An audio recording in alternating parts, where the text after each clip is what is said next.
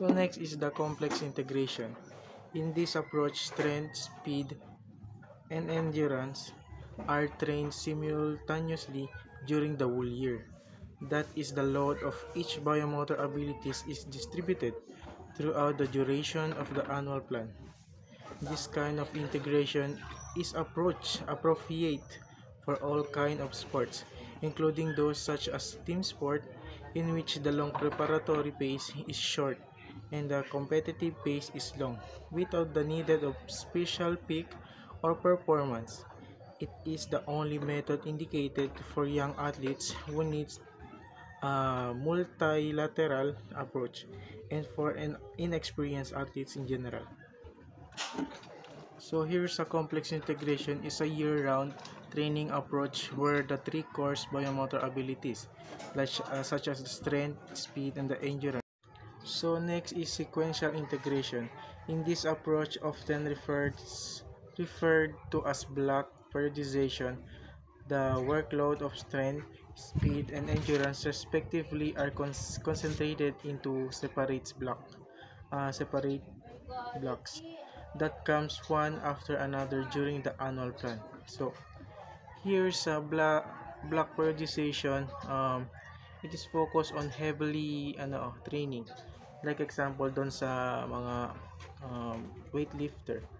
Um, Nakafocus sila doon sa example sa endurance or sa power. Nakafocus sila doon kasi para ma-develop yung kanilang yung power, para when he lift the dumbbell, ma-sustain niya yung yung ganong kabigat na pressure. So I have an example this in block periodization or that block training plan. So example ito doon sa sa weightlifter. So accumulation strength, concentrated load. So the duration of this training is 2 to 4 weeks. So the primary focus on this training is to maximize the absolute strength and hypertrophy or the muscle growth. So workload is very high. Yung sabi ko kanina, yung block is nakafocus sa high intensity or the heavily training.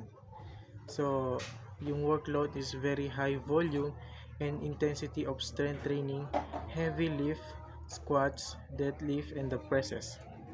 So trade off the challenges during this time, the athletes intentionally reduce the specific speed, power, or complex and technical work. Kasi nga nakafocus siya doon sa absolute strength niya para ma-sustain niya yung ibubuhat niya. So sa second phases naman, the transformation or the power conversion, the duration this is to 2 to 3 weeks. The primary focus is the converting the newly gained absolute the strength into sport specific power and speed and strength. So the workload is volume decrease and the focus shifts to moderate weight with high speed, jump squat, plyometric, and the power cleans and the sprint drills. Integration is technical work that to increase to establish the specific skills that may help Detroit and during the pure strength block.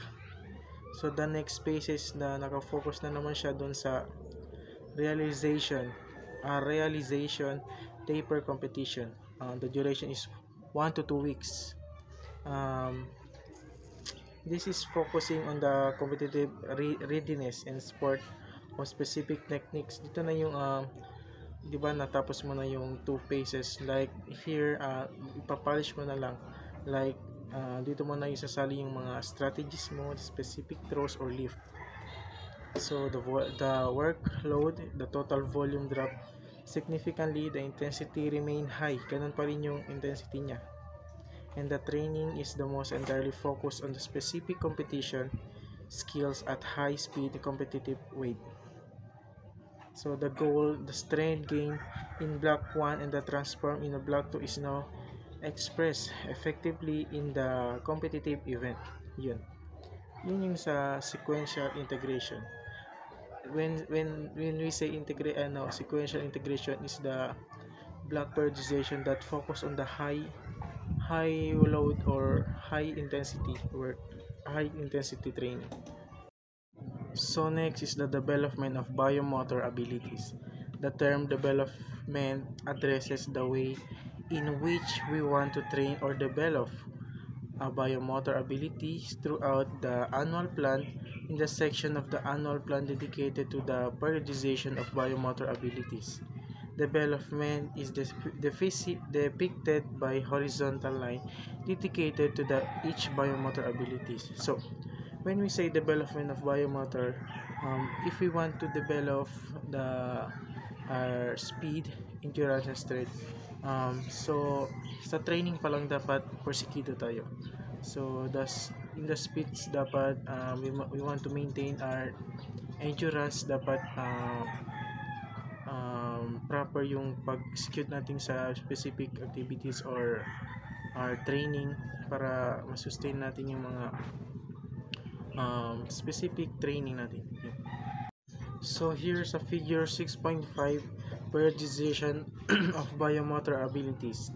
The strength, the adaptation, the anatomical adaptation, and the maximum strength, conversion to power, maintenance or the competition, the maximum strength, conversion to power endurance, maintain, competition, maximum strength, and the maintain, taper, and competition. So these are the sequential development of strength within the annual plan. So the next topic is complex. In complex development of biomotor abilities, two or more qualities of the same ability are trained simultaneously, for example, maximum strength and power, or muscular endurance. This approach can use at different levels. So training unit, the maximum strength and power or muscular endurance are trained in a single training unit. Microcycle, maximum strength and power or muscular endurance trained in the same microcycle but in different training units. Macrocycle, maximum strength and power or muscular endurance are trained throughout the macrocycle during the dedicated microcycle.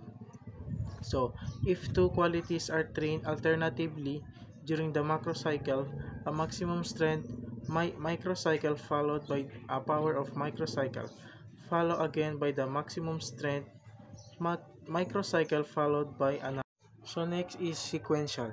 So in sequential development, as the name implies, the qualities of the biomotor abilities are trained sequentially. For example, anatomical adaptation could be followed by maximum strength, which it turns could be followed by power. The sequence is such that each trained elements promote the development of the following one.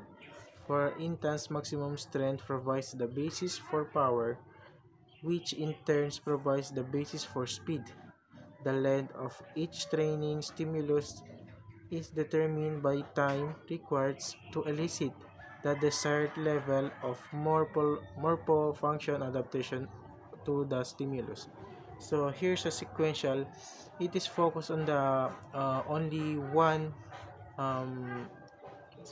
one specific or the biomotor abilities. For example, dun sa strength, which turns can be followed by a power. So kapag mako-focus tayo dun sa strength, may tendency na ma-develop yung ating power to for example sa weightlifter to lift the dumbbell. So figure 6.6 show us how each biomotor abilities is developed to elicit the highest increase of sprinter's motor potential.